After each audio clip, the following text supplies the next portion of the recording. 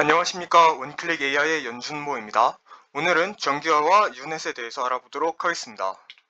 오늘은 간단하게 정규화 그리고 노음 또 유넷에 대해서 엄청 간단하게 알아보는 걸로 하겠습니다. 오늘부터는 이제 역전파에 대한 계산은 진행하지 않도록 하겠습니다. 원래 파이썬으로 계산을 할 때 자동으로 해주기 때문에 오늘부터는 조금 더 강의를 가볍게 만들기 위해서 스킵하는 걸로 하겠습니다.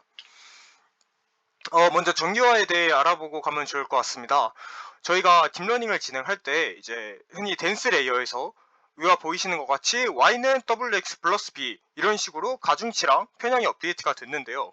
이제 이렇게 가중치랑 편향 계산이 일어난 다음 그 값이 활성화 함수에 들어가고 그 출력 값이 다음 은닉층에 들어가게 되면은 이제 분포가 서로 계속 달라질 수가 있단 말입니다. 그걸 이제 내부 공간량 변화인 인터널 컨벨리트 시프트라고 하는데요. 이거를 그림으로 쉽게 보자면 이제 입력층에서 은닉층으로 데이터가 들어가게 되겠고, 그러면은 제일 처음인 이제 이쪽에서 연산이 한번 일어나게 되겠죠. 그러면은 이제 파동이 생기게 되는데, 그게 지금 보이시는 것 같이 이쪽이랑 이쪽에 쏠려 있는 모습을 볼 수 있습니다.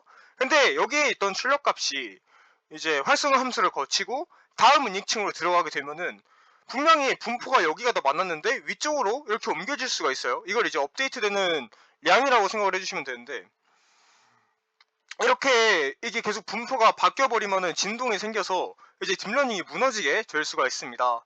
그래서 이제 제가 처음 했을 때부터 계속 딥러닝을 진행을 할 때는 무조건 0부터 1 사이의 값으로 진행을 하는 것이 딥러닝이 제일 잘 된다고 했던 이유가 바로 여기서 나타나게 되겠습니다. 그래서 정규화는 이 RCS 문제를 해결하는 것을 최종 목표로 하고 있고요.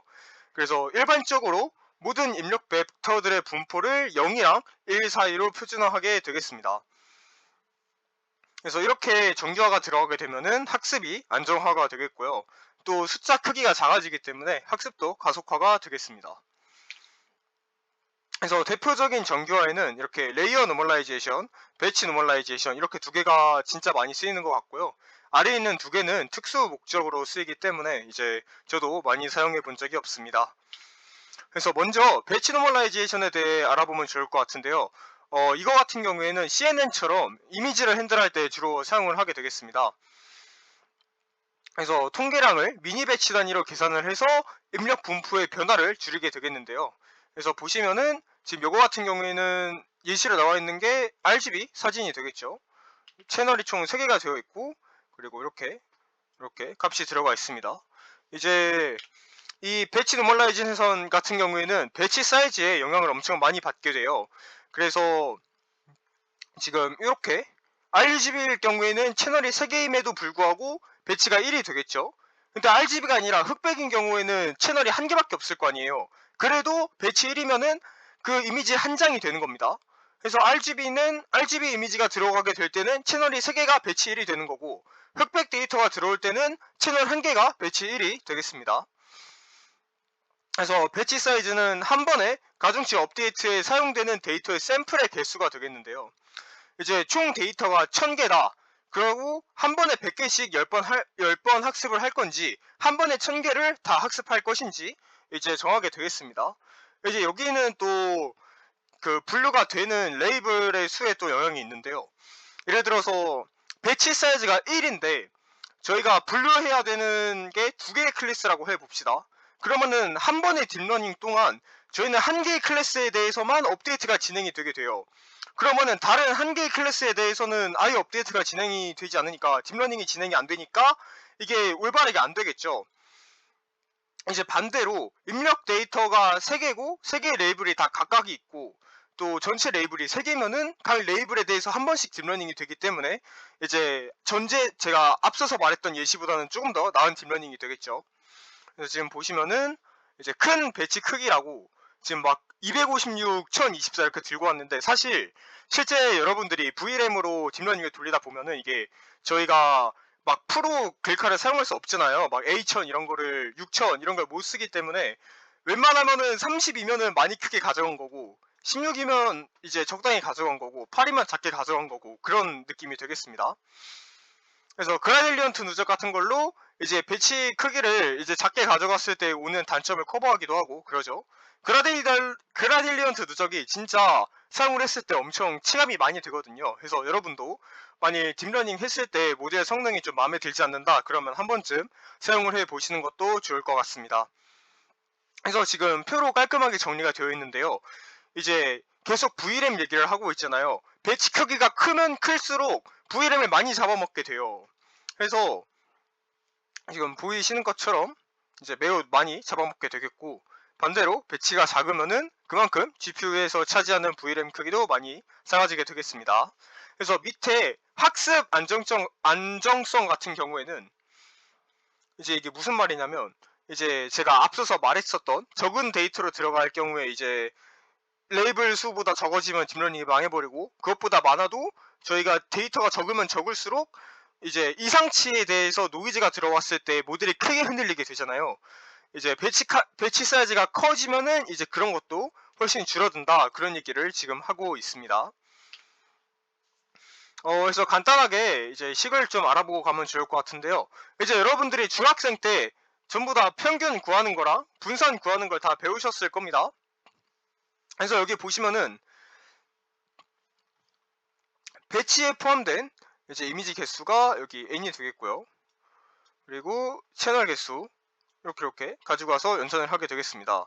그래서 이렇게 n번째 이미지의 10번째 채널에 있는 픽셀 특성값 하나를 의미하게 되겠고요. 그게 지금 여기가 되는 겁니다. 그거를 지금 다 더하게 되겠습니다. 그래서 10번째 채널에 해당하는 모든 값이 되겠죠. 얘네는 한 채널에 대한 모든 값을 이제 가지고 와서 계산을 한다고 생각을 해주시면 되겠습니다. 그래서 이어서 이제 평균과 분산 계산을 해주게 되겠고, 그거를 이제 여기 지금 보이시는 이 식으로 복원을 하게 되겠습니다. 이 복원 과정을 통해서 0이랑 1 사이로 만드는 건데요.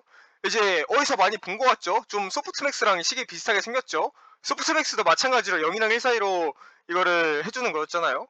때문에 좀 생긴 게 비슷하다고 생각을 해주시면 좋겠습니다. 그래서 배치 노멀라이제이션 같은 경우에는 이제 평균 0, 1로 깔끔하게 이제 제약을 걸어요. 하지만 이제 모든 딥러닝이 다 그렇다시피 꼭 0이랑 1일 때가 제일 좋은 게 아니에요. 평균이 0.5, 분산이 1.2일 때가 더 딥러닝에 대해서 훨씬 좋을 수도 있습니다. 때문에 이제 그거를 이제 모델을 학습을 하면서 알아서 찾아갈 수 있게끔 해주는 게 지금 여기 보이시는 요 식입니다. 여기는 이제 꼭 굳이 알 필요는 없을 것 같고요. 이제 여기가 좀 중요하게 되겠습니다. 제가 앞서서 말했다시피 배치 크기에 많이 의존적이게 되겠고, 그리고 학습 안정화, 수렴도 가속되고요. 규제도 강화가 되겠습니다. 그래서 작은 배치에서는 통계량이 불안정하기 때문에 성능이 저하되게 되겠습니다. 그래서 여기까지가 이제 배치 노멀라이제이션이었고요. 이어서 레이어 노멀라이제이션인데요. 지금 보시면은 저희가 앞에서 사용했던 식이랑 거의 똑같죠? 근데 이제 제일 큰 차이점이 뭐냐, 레이어 노멀라이제이션은 단일 데이터 N 내에 있는 모든 채널에 대해서 전부 다 계산을 하게 되겠습니다. 하지만 반대로 배치 노멀라이제이션은 그 한 배치 내에 있는 동일 채널에 대해서만 계산을 하는 거예요. 때문에 이제 레이어 노멀라이제이션이 훨씬 더 많이 가지고 간다고 생각을 해주시면 되겠고, 또 이제 한 번에 다 들어가게 되잖아요. 때문에 이제 시퀀스 데이터 같은 RLN이나 트랜스포머 이런 데에 자주 사용이 되겠고, 반대로 배치 노멀라이제이션 같은 경우에는 이제 순서가 필요 없는 CNN 같은 데에 사용이 되게 되겠습니다. 이제 배치 N이 이제 텍스트 같은 경우로 바꿔버리면은 한 문장이 이제 한 배치가 되거든요. 근데 배치 노멀라이제이션을 써버리면은 한 문장에 대해서도 이제 딥러닝을 돌릴 때 채널이 여러 개 날릴 거 아니에요. 그러면은 그 한 채널에 대해서만 결국 딥러닝을 돌려버리면은, 예를 들어서 내가 너를 죽였다라는 단어가 있다고 생각을 해봅시다. 근데 이게 다 끊겨서 들어가시겠죠? 이렇게 끊기고 이렇게 서버워드 토큰라이징이 됐다고 치면은, 끊기고 들어가면은 순서가 다 섞여버리니까 배치 노멀라이제이션을 써버리면은 무슨 소린지 이해를 못하게 되는 거예요. 때문에 이걸 통째로 하나로 들어가게 해주는 이제 레이어 노멀라이제이션 사용하게 된다고 생각을 해주시면, 명확하게 들어가면은 틀린 얘기긴 하지만 이해는 이렇게 하셔도 좋을 것 같습니다. 이어서 이거는 노음인데요. 이거를 제가 가지고 온 이유가, 이제 논문을 계속 읽다 보면은 이제 저희가 배치 노멀라이제이션이라고 안 쓰고 배치 놈, 레이어 놈, 놈 이렇게 나오거든요. 그러면은 이제 배치 놈은 노멀라이제이션인 거 알겠고 레이어 놈도 레이어 노멀라이제이션인 걸 알겠는데 그래서 놈은 뭐냐? 이제 그렇게 제가 처음에 L1 놈 규제 이거를 안 써본 상태에서 처음 놈을 접해봤을 때 이제 이해가 잘 안 가가지고 한꺼번에 보면 좋을 것 같아서 가지고 와봤습니다. 이제 놈 같은 경우에는 이제 좀 다르죠. 벡터 공간에서 벡터 V의 크기 또는 길이를 측정하는 함수입니다. 길이를 측정하는 함수예요. 때문에 얘는 이제 나중에 오차를 계산하게 됐을 때 많이 사용하게 되겠는데요. 그래서 나중에 여기 쭉 한번 읽어봐 주시면 감사하겠습니다. 그래서 넘어가서 이거는 L1 노멀라이제이션입니다. 이제 맨해튼 거리라고 하고요. 간단하게 얘기를 해서 이제 이렇게 있다고 칩시다. 이렇게 해서 여기가 출발이고 여기가 도착이라고 했을 때 이제 이렇게 길 따라서 가게 된다고 생각을 해주시면 돼요. 이게 이제 L1 노멀라이제이션이고 그리고 얘는 이제 저희가 흔히 알고 있는 유클리드 거리 있죠. 그 식입니다. 넘어가서 얘는 이제 인피니티일 경우인데요. 이것도 이제 다 필요 없고 요거 하나로 딱 보면은 딱 줄 것 같습니다. 그래서 맨해튼 거리 같은 경우에는 이렇게 마른 목걸 모양이 나와요. 이게 마른 목걸이 나오는 이유가 지금 보시면은 요 조건을 만족할 수 있는 점을 따라락 딱 찍은 게 이렇게 마른 모가 되는 거거든요. 딱 요 마른 모 선 위에만 점이 찍힐 수 있고 이런 데는 이제 당연히 점이 찍힐 수가 없겠죠. 옆에 있는 L2 노멀라이제이션도 마찬가지입니다. 요 조건을 만족할 수 있는 X, Y에 맞는 점을 쭈루룩 찍은 게 이렇게 원이 나오겠고 여기 인피니티 놈도 마찬가지로 이렇게 쭈루룩 찍히는 모습을 보실 수가 있습니다. 그래서 보시면은 이제 모양이 각각 다르게 나오는데 이제 이거를 얼마나 복잡한지 얼마나 그 오차를 계산하는 척도로도 사용할 수 있지만 이제 노멀라이제이션으로도 쓸 수가 있어요. 그걸 이제 규제를 건다고 해서 정교를 하는 건데 그거 같은 경우에는 이 링크에 제가 더 자세히 설명을 해놨으니까 참고해 주시면 감사하겠습니다. 그래서 얘는 결국 나중에 오차 계산할 때 그때 이제 사용을 하고 또는 정교화로도 사용을 한다 생각을 해주시면 좋겠습니다. 그래서 L1 놈부터 이제 레이어 노멀라이제이션까지 쭉 한번 비교를 해봤는데요.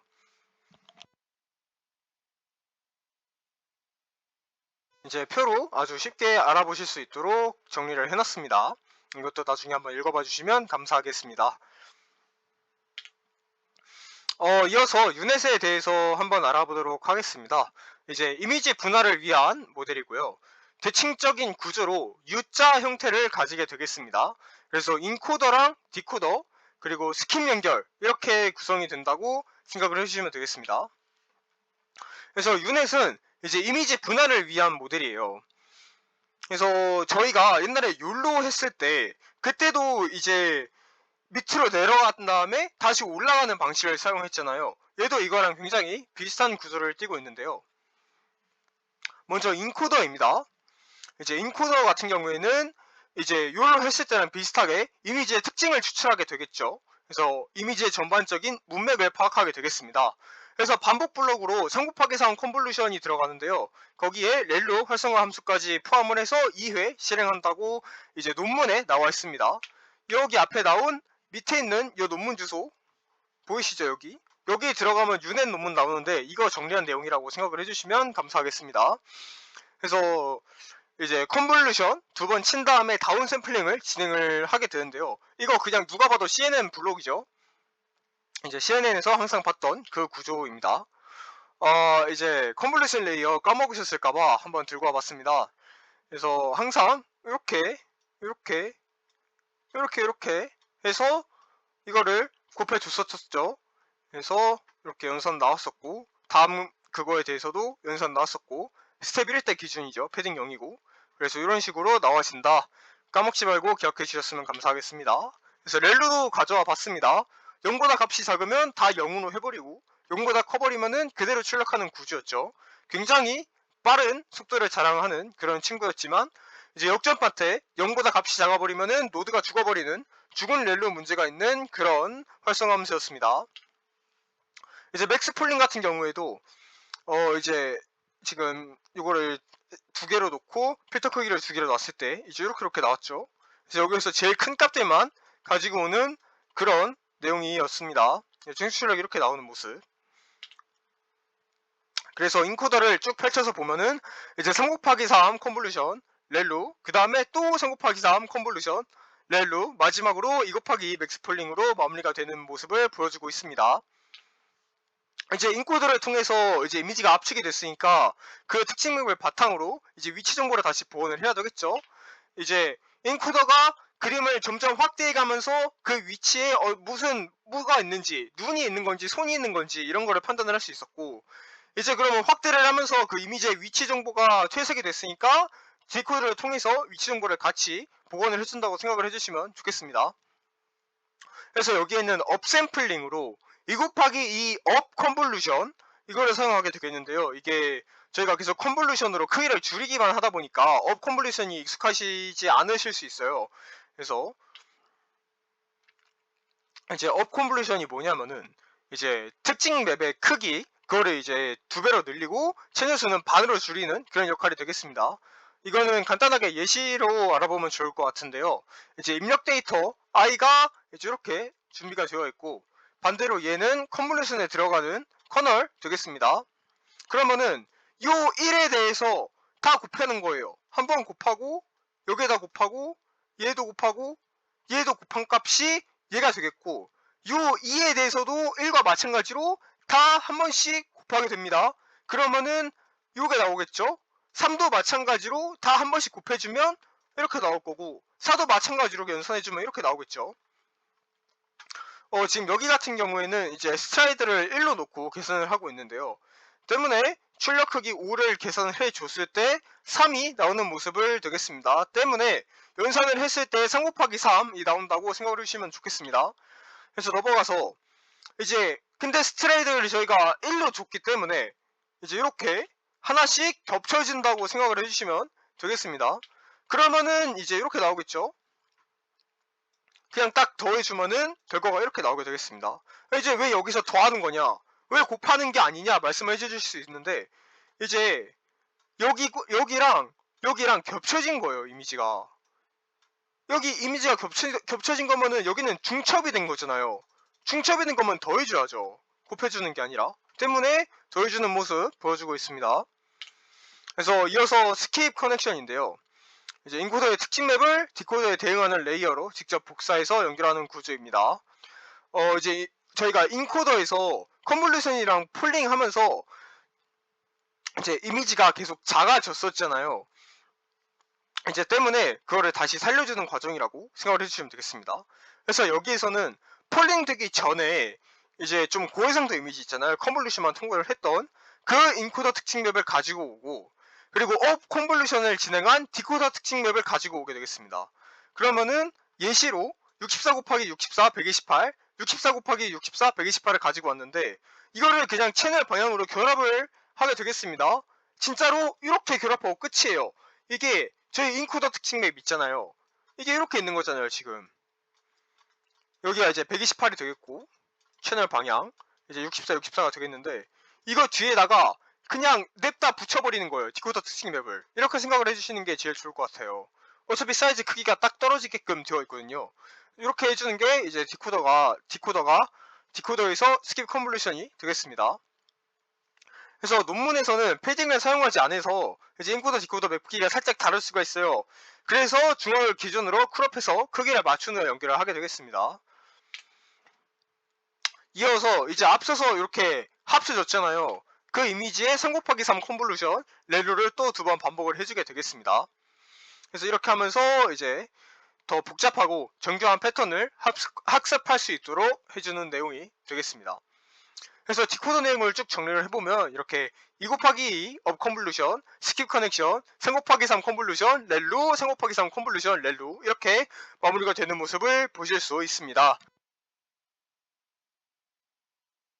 이어서 최종 출력인데요. 이제 저희가 앞서서 이제 가지고 왔던 그거는 이제 높이 곱하기 너비의 채널이죠. 채널이 이제 뭐예요? 저희가 이제 특징 추출한 그 하나하나가 다 채널로 간다고 얘기를 했었잖아요. 그러면은 위에 지금 예시로 나와 있는 것처럼 높이 곱하기 너비 곱하기 64는 64개의 특징을 가지고 있는 거겠죠. 이거를 이제 7x1 컨볼루션으로 하나로 다 합치는 게 되겠습니다. 지금 여기 예시 말고 이제 앞서 있었던 예시를 가지고 보면은 지금 여기가 256이 될 거 아니에요. 이거를 이제 여기 1,1에 대해서 그 컨볼루션 가지고 이 특징 정보를 다 하나로 합치는 거예요. 그 다음에 1,2에 대해서 다 합치게 되겠고, 마찬가지로 쭉 다 합쳐가지고 이거를 한 장으로, 이렇게 한 장으로 만들어주는 게 1 곱하기 1 컨볼루션의 역할이 되겠습니다. 그래서 보시면은 지금 여기는 다른 예시를 좀 들고 왔죠. 그래서 이진 분할일 경우에는 이제 이렇게 되어 있던 거를 하나의 채널만 가지게끔 만드는 거고, 이제 다중 클래스 분할일 경우에는 이렇게 세 개를 가지게끔 출력을 나오게 되겠습니다. 그래서 소프트맥스나 시그모이드 이용해서 이제 뒤에 컨볼루션이 끝난 후에 최종 출력 연산을 하게 되겠습니다. 지금 앞서서 말했던 내용 한 번 더 나오고 있습니다. 이제 이렇게 다 합치게 된다. 그 다음에는 여기에 대해서 연산을 하겠죠. 그 다음에 또 여기에 대해서 하겠고, 그런 내용입니다. 그래서 유넷을 보시면은 이렇게 인코더랑 디코더를 저희는 지금 앞서서 한 번씩 했었잖아요. 근데 실제로 논문에 따르면은 이렇게 여러 번 진행을 하게 되겠습니다. 그래서 인코더 4번, 디코더 4번, 이거 두 개는 완벽하게 같아야 돼요. 인코더의 수랑 디코더의 수는 일치해야 됩니다. 그렇게 해야 저희가 아까 중간에 연산했을 때 사이즈가 딱 떨어지게끔 하기 위해서 같게 해주는 겁니다. 이제 바닥에 또 컨볼루션 2번을 하게 되는데요. 이거는 더 복잡하고 의미 있는 더 많은 특징을 학습하기 위해서 이렇게 집어넣어주는 모습 보실 수 있고요. 그래서 저희가 일반적으로 이거를 뎁스라고 해요. 그래서 뎁스가 깊으면 깊을수록 이제 인코더랑 디코더가 늘어나는 거니까 당연히 모듈이 더 무거워지겠죠. 모듈이 더 무거워지는 대신에 더 많은 특징을 더 가지고 갈 수 있겠고, 그러면은 더 학습이 잘 될 가능성이 있지만 그만큼 더 모듈이 무거워진다. 그래서 뎁스를 잘 고려를 해야 하기 때문에 인코더의 수랑 디코더의 수를 잘 판단을 하셔야 되겠습니다. 물론 배치 사이즈도 잘 판단을 해야 되겠죠. 그래서 지금 이 구조는 이제 율로랑 굉장히 비슷하잖아요. 특히 특징을 추출한 다음에 다시 조합한다는 부분에서 엄청 유사한 모습을 보여주고 있습니다. 그래서 두 개를 한번 비교해보면 좋을 것 같아서 가지고 와 봤습니다. 그래서 유넷 같은 경우에는 이제 입력과 똑같은 크기의 픽셀 단위를 만들기 위해 U자 구조로 잃어버린 위치 정보를 완벽하게 복원을 저희가 했었고요. 율로 같은 경우에는 객체를 잘 찾기 위해서 U자 구조로 다양한 크기의 특징을 융합했었습니다. 또 헤드에서는 이제 세그먼트 분류를 위해서 그걸 나눈 게 아니라 그 객체가 어디에 있는지 그 좌표를 예측했었죠. 그래서 이것도 표로 한번 정리를 해와 봤는데요. 율로에서의 100번이 이제 유넷에서 인코더가 되겠습니다. 그래서 둘 다 이미지에서 특징을 추출하는 역할을 하고 있고, 이제 율로에서 넥은 이제 유넷에서 디코더랑 비슷한 것 같아요. 그래서 여기서부터 조금의 차이가 생기죠. 율로 같은 경우에는 특징 융합을 중점으로 두고 있고, 이제 유넷은 공간 복원에 중점을 두고 있습니다. 그래서 제일 큰 차이가 나는 게 사실 헤드죠. 헤드에서 예측기, 율로는 예측기로 이제 좌표 위치를 반환하려고 했었고요. 이제 유넷은 픽셀 분류기였죠. 그래서 뭐 그게 종양이 있는 이미지인지 종양이 없는 이미지인지 이런 거를 이제 분류하기 위해서 이제 복원된 최종 특징 맵의 모든 픽셀을 분류하는 그런 내용입니다. 해서 이제 인코더랑 디코더 이제 저희가 오늘 제대로 한번 사용을 해봤잖아요. 이제 나중에 트랜스포머 모델까지 넘어가게 되면은 계속 멀티 헤더 텐션 또 뭐 FFN 레이어 놈 계속 이러면서 이거 하나 인코더로 놓고 또 저쪽에 또 디코더로 놓고 엄청 부르게 많이 나와요. 그래서 인코더는 이제 전체 내용의 특징 부분을 이해하는 게 이제 인코더고, 디코더는 그 새로운 거를 생성해내는데 중점을 두고 있다고 생각을 해주시면 되겠습니다. 그래서 인코더랑 디코더를 동시에 사용하면은 입력 내용을 조건에 맞게 변형하는 그런 구조를 띄게 되겠습니다. 그래서 지금 아래에 표에 제가 이거는 입력 데이터가 이미지 데이터일 때에 대해서 조금 또 구분을 해놔 봤는데요. 이제 인코더 올리면은 이제 이해를 더 잘하게 되겠습니다. 때문에 아주 미세한 차이가 있는 이미지들도 다 깔끔하게 분리를 할 수 있겠죠. 인코더가 많으면 많을수록. 그래서 이미지 분류, 객체 탐지나 분할 이런 데에서 인코더가 많은 모델을 사용하게 되겠습니다. 그런 게 이제 CNN 욜로가 되겠고, 이제 반대로 저희가 막 없는 이미지를 생성을 해야 되잖아요. 뭐 예를 들면 뭐 딥페이크나 아니면은 제가 뭐 뭐 고양이 그림을 만들어줘 라고 하면은 고양이 그림이라는 새로운 이미지를 만들어야 되는데, 이런 거는 사실상 이해를 하는 것보다 얼마나 더 이쁜 이미지를 이쁘게 출력을 할 수 있느냐가 중요하잖아요. 새로운 걸 만들어내는 게 더 중요하기 때문에 이럴 경우에 이제 디코더만 사용을 하게 되겠습니다. 그게 이제 디퓨전 모델 같은 게 되겠고요. 이제 반대로 이제 인코더랑 디코더 둘 다 사용을 하게 되면은 이제 받은 이미지를 편집해서 사용자가 원하는 조건에 맞춰서 다시 출력해주는 그런 게 되겠죠. 이제 요즘 허깅페이스에 그런 모델 많이 나오고 있는데, 그런 게 이제 인코더랑 디코더 둘 다 활용하는 게 되겠습니다. 오늘 했던 유닛도 마찬가지이고요. 물론 얘는 출력 레이블이 분할이긴 하지만, 또 오토 인코더라고 있는데 얘도 이제 인코더랑 디코더 둘 다 사용한다고 생각을 하는 게 맞는 것 같습니다. 그래서 여기는 이제 또 텍스트 데이터가 입력일 때에 대해서 또 구분을 해봤어요. 저기 아주 익숙한 게 보이죠? 챗 GPT가 보이는데, 이제 GPT가 사실 저희가 뱉은 말을 잘 이해하는 것보다 얼마나 저희가 만족스러운 출력을 내느냐가 훨씬 더 중요하잖아요. 때문에 이제 GPT 같은 경우가 디코더 원리가 되겠고, 반대로 저희가 이제 입력한 데이터에 대해서 얼마나 정확도가 높게 분류를 할 수 있느냐, 그런 게 이제 인코더 원리가 되기 때문에 BERT 모델 들어가 있는 모습 보이고 있습니다.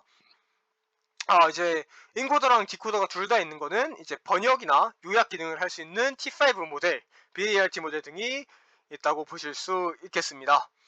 그래서 유넷 같은 경우에도 제가 순전파 부분만 럼파이로 구현을 해서 여기 링크에 올려놨습니다.